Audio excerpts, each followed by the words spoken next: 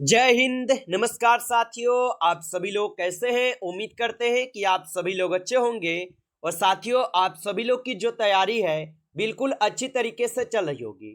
तो साथियों, आज की इस क्लास में जो है साथियों बीएसएससी कार्यालय परिचारी भर्ती 2026 के एग्जाम के लिए साथियों मोस्ट इंपोर्टेंट क्वेश्चन को देखने वाले हैं, जो कि साथियों आपके बीएसएससी कार्यालय परिचारी भर्ती 2026 के एग्जाम के लिए जो है काफी इंपोर्टेंट है। तो आप सभी लोग इस क्लास को बिल्कुल अच्छी तरीके से लास्ट तक देखिएगा और इस क्लास में दिए जाने वाले इन सभी क्वेश्चनों को आप जरूर याद कर लीजिएगा, जिससे कि आप जो है अपने एग्जाम में सभी क्वेश्चन को आसानी तरीके से बना पाएंगे।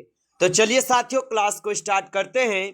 उनसे पहले यदि आप इस चैनल पे पहली बार जुड़े हैं तो आप जो इस चैनल को सब्सक्राइब कर लीजिए और सब्सक्राइब करके आप ऑल नोटिफिकेशन को ऑल पे दबा के जुड़ जाइएगा, जिससे कि जब भी कोई नई क्लास हो सबसे पहले क्लास का नोटिफिकेशन जो है आपके पास पहुंच सके। तो आप इस चैनल को सब्सक्राइब कर लीजिएगा, साथ ही साथ आप जो है इस क्लास को भी लाइक जरूर कर लेंगे। तो चलिए क्लास को स्टार्ट करते हैं और देखिएगा क्वेश्चन क्या दिया गया है। साथियों, क्वेश्चन दिया गया कि कपास के उत्पादन के लिए सबसे अच्छी मिट्टी कौन सी है। चलिए बताएंगे साथियों। ये सभी क्वेश्चन साथियों काफी इंपोर्टेंट और सिलेक्टेड क्वेश्चन है, जो कि आपके एग्जाम में जो है 100% पूछे जाएंगे। तो आप अच्छे से इन सभी क्वेश्चन को याद कर लीजिएगा और बताएंगे कि कपास के उत्पादन के लिए सबसे अच्छी मिट्टी कौन सी है। तो याद रखेंगे साथियों, कपास के उत्पादन के लिए सबसे अच्छी मिट्टी जो है काली लावा मिट्टी हो जाएगा। ऑप्शन ए यहां पे लगा रहे हैं तो सही जवाब है। चलिए अगला प्रश्न देखेंगे साथियों। प्रश्न दिया गया है कि भारत में प्रथम महिला आईपीएस अधिकारी कौन है। चलिए बताएंगे साथियों कि भारत में प्रथम महिला आईपीएस अधिकारी कौन है। तो याद रखेंगे साथियों, भारत में प्रथम महिला आईपीएस अधिकारी किरण बेदी है। ऑप्शन बी को यहां पे आप सही जवाब करेंगे। अगला प्रश्न देखिएगा। प्रश्न है कि किस भारतीय समाचार पत्र के पाठक सर्वाधिक हैं। चलिए बताइएगा आप कि किस भारतीय समाचार पत्र के पाठक सर्वाधिक हैं। तो याद रख लीजिएगा, यहां पे इस क्वेश्चन का सही जवाब दैनिक जागरण के होगा। ऑप्शन ए को यहां पे आप सही जवाब करेंगे। अगला क्वेश्चन देखिएगा। क्वेश्चन दिया गया है कि अंतर्राष्ट्रीय योग दिवस जो है ये किस दिन मनाया जाता है। चलिए बताइएगा आप कि अंतर्राष्ट्रीय योग दिवस किस दिन मनाया जाता है। तो अंतर्राष्ट्रीय योग दिवस जो है ये मनाए जाते हैं 21 जून को। ऑप्शन यहां पे डी इस क्वेश्चन का सही जवाब है। 21 जून को मनाए जाते हैं। अगला क्वेश्चन देखिएगा आप कि 1 दिसंबर किस रूप में जो है मनाया जाता है। चलिए बताइएगा। ये सभी क्वेश्चन काफी इंपोर्टेंट और वीवीआई सिलेक्टेड क्वेश्चन को लिए हैं, जो कि सीधे सीधे आपके एग्जाम में 100% पूछे जाएंगे ये सभी सवाल। और बताएंगे कि 1 दिसंबर किस रूप में मनाया जाता है। तो 1 दिसंबर जो है ये आपके विश्व एड्स दिवस के रूप में मनाए जाते हैं। ऑप्शन सी सही जवाब है। आगे देखिएगा। क्वेश्चन है कि 73वां संविधान संशोधन का संबंध जो है किससे है। चलिए बताइएगा आप कि 73वां संविधान संशोधन का जो संबंध है ये किससे हो जाएंगे। तो याद रख लीजिएगा, इसका संबंध जो है पंचायती राज से है। ऑप्शन सी को यहां पे आप सही जवाब करेंगे। आगे देखिएगा। प्रश्न है कि वन्य जीव के कल्याण हेतु आरक्षित क्षेत्र को क्या कहते हैं। चलिए बताइएगा आप कि वन्य जीव के कल्याण हेतु आरक्षित क्षेत्र को क्या कहते हैं। तो यहां पे इन्हें कहते हैं अभयारण्य। ऑप्शन ए को यहां पे आप सही जवाब करेंगे, अभयारण्य कहते हैं। अगला क्वेश्चन देखेंगे आप कि डिस्कवरी ऑफ इंडिया किसने लिखी थी। चलिए बताइएगा आप कि डिस्कवरी ऑफ इंडिया जो किसने लिखी थी। तो याद रखेंगे, डिस्कवरी ऑफ इंडिया को लिखे हुए हैं पंडित जवाहरलाल नेहरू जी। ऑप्शन यहां पे 20 क्वेश्चन का सही जवाब हो जाएगा। आगे देखेंगे। प्रश्न है और प्रश्न क्या दिया गया है कि भारतीय संविधान की प्रस्तावना की भाषा किस देश के संविधान से ली गई है। चलिए बताइएगा आप कि भारतीय संविधान की प्रस्तावना की भाषा किस देश के संविधान से ली गई है। तो यह लिए गए हैं आपके ऑस्ट्रेलिया के संविधान से। ऑप्शन यहां पे सी इस क्वेश्चन का सही जवाब है। आगे देखेंगे। प्रश्न है कि किस अनुच्छेद के तहत राष्ट्रपति को क्षमादान की शक्ति प्राप्त है। चलिए बताइएगा आप कि किस अनुच्छेद के तहत राष्ट्रपति को क्षमादान की शक्ति प्राप्त है। तो याद रख लीजिएगा, इनको है प्राप्त अनुच्छेद 72 के तहत। ऑप्शन यहाँ पे बी लगा रहे हैं तो सही जवाब है आपका। चलिए अगला प्रश्न देखेंगे और प्रश्न है कि रॉकेट किस सिद्धांत पर कार्य करता है। चलिए बताइएगा आप कि रॉकेट जो है ये किस सिद्धांत पर कार्य करता है। तो रॉकेट जो है ये न्यूटन के तृतीय नियम पे कार्य करते हैं। ऑप्शन यहाँ पे सी सही जवाब है।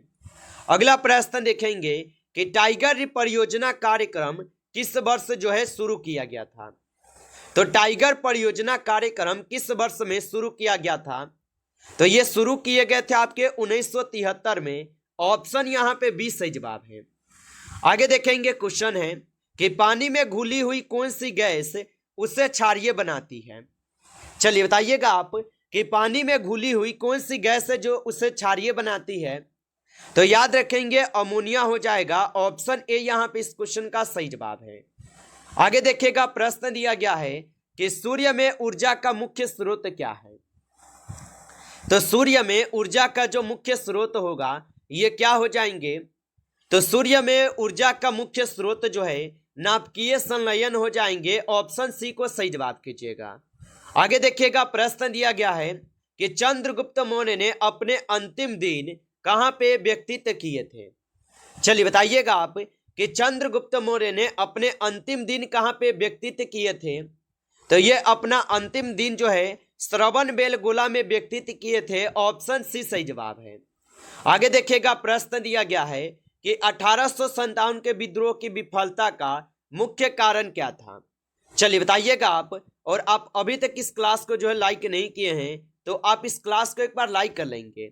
नए जुड़े हैं आप इस चैनल पे तो आप इस चैनल को सब्सक्राइब करके ऑल नोटिफिकेशन को ऑल पे दबा के जुड़ जाइएगा, जिससे कि जब भी कोई नई क्लास हो सबसे पहले जो है क्लास का नोटिफिकेशन आपके पास पहुंच सके। तो आप इस चैनल को सब्सक्राइब जरूर कर लीजिएगा और बताइएगा कि 1857 के विद्रोह की विफलता का मुख्य कारण क्या था।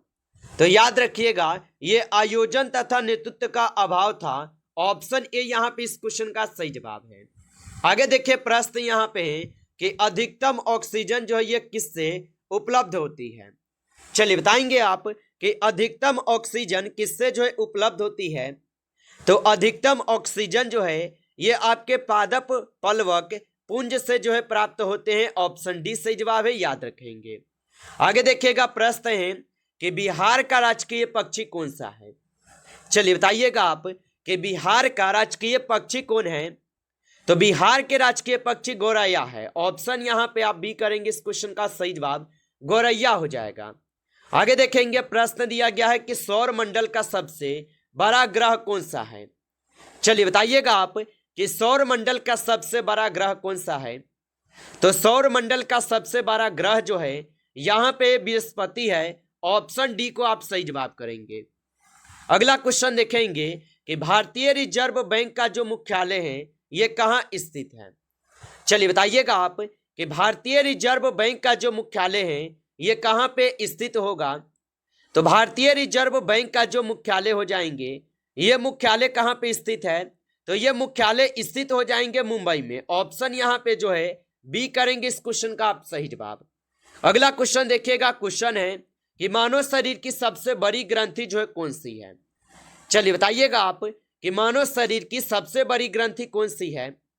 तो मानव शरीर की सबसे बड़ी ग्रंथि जो है यकृत हो जाएगा। ऑप्शन सी को सही जवाब करेंगे, यकृत हो जाएंगे।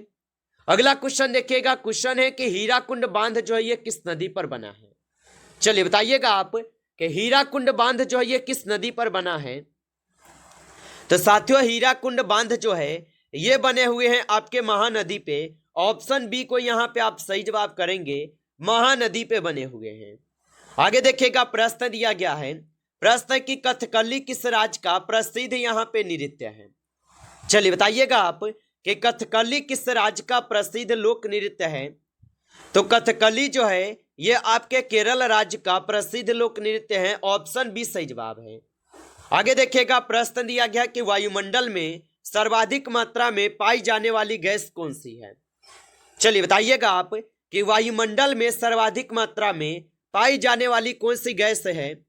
तो याद रख लीजिएगा यहाँ पे आपके नाइट्रोजन गैस होगा। ऑप्शन सी को सही जवाब करेंगे। आगे देखिएगा प्रश्न दिया गया है। और प्रश्न है कि कंप्यूटर का मस्तिष्क किसे कहा जाता है। चलिए बताइएगा आप कि कंप्यूटर का जो मस्तिष्क है यह किसे कहा जाता है। तो कंप्यूटर का मस्तिष्क कहते हैं सीपीयू को। ऑप्शन यहां पे सी सही जवाब है, सीपीयू को कहते हैं। आगे देखिएगा प्रश्न दिया गया है। प्रश्न है कि इकोसिस्टम शब्द का सर्वप्रथम प्रयोग किसने किया था। चलिए बताइएगा आप कि इकोसिस्टम शब्द का सर्वप्रथम प्रयोग किसने किया था। तो इसका प्रयोग जो है एजी टांसले किए थे। ऑप्शन ए यहां पे सही जवाब है। अगला प्रश्न देखेंगे। प्रश्न है कि ब्लैक होल के सिद्धांत को किसने यहां पे प्रतिपादित किया था। चलिए बताइएगा आप कि ब्लैक होल के सिद्धांत को किसने प्रतिपादित किया था। तो याद रखेंगे ब्लैक होल के सिद्धांत को जो है यहां पे एस चंद्रशेखर जो है प्रतिपादित किए थे। ऑप्शन सी सही जवाब है। आगे देखेंगे। प्रश्न है कि दक्षिण भारत की सबसे ऊंची चोटी जो है कौन सी है। चलिए बताइएगा आप कि दक्षिण भारत की सबसे ऊंची चोटी कौन सी है। तो दक्षिण भारत की सबसे ऊंची चोटी अनाईमुडी की चोटी है। ऑप्शन बी को यहां पे आप सही जवाब करेंगे। आगे देखिएगा। प्रश्न दिया गया है मानव शरीर में पिट्यूटरी ग्रंथि जो है यह कहां पे स्थित होती है। तो मानव शरीर में पिट्यूटरी ग्रंथि कहां पे स्थित होती है। तो यह स्थित होते हैं आपके मस्तिष्क के आधार में। ऑप्शन यहां पे 20 क्वेश्चन का सही जवाब है। आगे देखिएगा। प्रश्न है कि पंचायती राज व्यवस्था को संवैधानिक दर्जा किस समिति की सिफारिश पर मिला था। चलिए बताइएगा आप कि पंचायती राज व्यवस्था को संवैधानिक दर्जा किस समिति की सिफारिश पर मिला था। तो याद रख लेंगे इसको मिले हैं LM सिंघवी समिति पे। ऑप्शन यहां पे सी सही जवाब है। आगे देखेंगे। प्रश्न दिया गया है और प्रश्न है कि इबादत खाना का निर्माण अकबर ने किस वर्ष में कराया था। चलिए बताइएगा आप कि इबादत खाना का निर्माण अकबर ने किस वर्ष में करवाया था। तो याद रखेंगे अकबर करवाए थे 1575 में। ऑप्शन बी सही जवाब है। आगे देखिएगा। प्रश्न है कि विटामिन B12 में कौन सी धातु जो है पाई जाती है। चलिए बताइएगा आप कि विटामिन B12 में कौन सी धातु पाई जाती है। तो विटामिन B12 में जो है यहां पे पाए जाते हैं कोबाल्ट। ऑप्शन यहां पे सी करेंगे सही जवाब। अगला क्वेश्चन देखिएगा। क्वेश्चन है कि रॉकेट किस संरक्षण सिद्धांत पर कार्य करता है।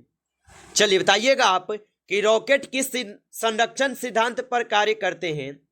तो रॉकेट जो है ये किस सिद्धांत पर कार्य करता है। तो ये रेखीय संवेग संरक्षण पे करते हैं। ऑप्शन सी को सही जवाब करेंगे। आगे देखिएगा। क्वेश्चन है कि चिपको आंदोलन का मूल रूप से किसके विरुद्ध था। चलिए बताइएगा कि चिपको आंदोलन मूल रूप से किसके विरुद्ध था। तो ये थे आपके वन कटाई के विरुद्ध। ऑप्शन सी सही जवाब है, वन कटाई के विरुद्ध थे। आगे देखिएगा। क्वेश्चन दिया गया है। क्वेश्चन है कि हड़प्पा सभ्यता की खोज किस वर्ष हुई थी। चलिए बताइएगा आप कि हड़प्पा सभ्यता की खोज किस वर्ष हुई थी। तो हड़प्पा सभ्यता की खोज वर्ष 1921 में होते हैं। ऑप्शन यहां पे 20 क्वेश्चन का सही जवाब होगा। नमस्कार साथियों, इस क्लास में जो है टॉप आपके 35 क्वेश्चन थे जो कि काफी इंपोर्टेंट और सिलेक्टेड क्वेश्चन थे ये सभी प्रश्न। साथियों यदि आपको क्लास अच्छा लगा हो तो आप इस क्लास को लाइक कर लीजिएगा। नए जुड़े हैं आप इस चैनल पे तो आप इस चैनल को सब्सक्राइब करके ऑल नोटिफिकेशन को ऑल पे दबा के जुड़ जाइए, जिससे कि जब भी कोई नई क्लास हो सबसे पहले क्लास का नोटिफिकेशन जो है आपके पास पहुंच सके। तो आप इस चैनल को सब्सक्राइब जरूर कर लीजिएगा।